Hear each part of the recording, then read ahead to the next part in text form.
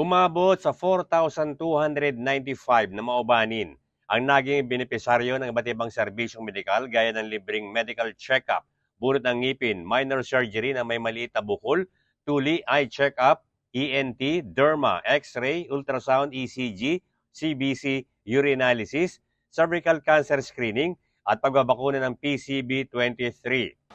Aayusin namin ang inyong kalagayang pangkalusugan. Dahil naniniwala ako si Ma'am, si Gov, sabi kasi lagi ni Gov, sabi niya, Vice Gov, alam mo ba, pagka mamamayan ay malusog, nakakapagtrabaho yan. Ang mga bata, malusog, nakakapag-aral ng mabuti. Tapos yung matitipid nila, papunta sa Lucena, papacheck up, pag-aaral ng doktor, magpapabunot ng ipin, pamasahe pa lang, magkano na, ay naiaambag nila sa panggastusin sa bahay. So, very particular po si Gov Eled, si Ma'am. Sabi niya, yung serbisyong medikal, bahala na ang pamalampang lalawigan. Ay walang pambiling gamot. Ay, Rico. Nandito ako Kami na rin po magbibigay niyan. Ano po? Iri pagkatapos sa dumayo sa bayan ng Maoba ng programang Lingap sa Mamamayan, Libreng Gamutan, na handog ng pamalampang lalawigan ng Quezon sa pangunguna ni Governor Dr. Helen Tan, katuwang si Vice Governor 3rd Alcala.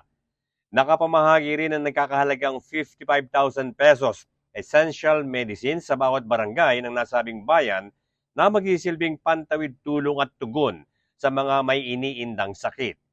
Bukod sa medical mission, handog naman ng Office of the Provincial Veterinarian ang libreng konsultasyon, kapunan, spay and neuter, pagbabakuna ng anti-rabies at pamamahagi ng libreng veterinary medicines para sa 487 na may mga alagang hayop. Samantala, kasabay na sinagawa sa bayan ng Maoba ng pagbibigay ng tulong pinansyal ng Provincial Social Welfare and Development Office at Provincial Treasurer's Office na mula sa programang AX o Aid to Individual in Crisis Situation. Tinanggap ng 6 na maubanin ang educational assistance habang 36 naman ang nakatanggap ng assistance para sa medical, burial at iba pang pangangailangan. Mayroon ding 251 benepisaryo ng ESA o Emergency Shelter Assistance. Bert Abrigo nag-uulat para sa DZDG 96.7 Destiny Radio at your service.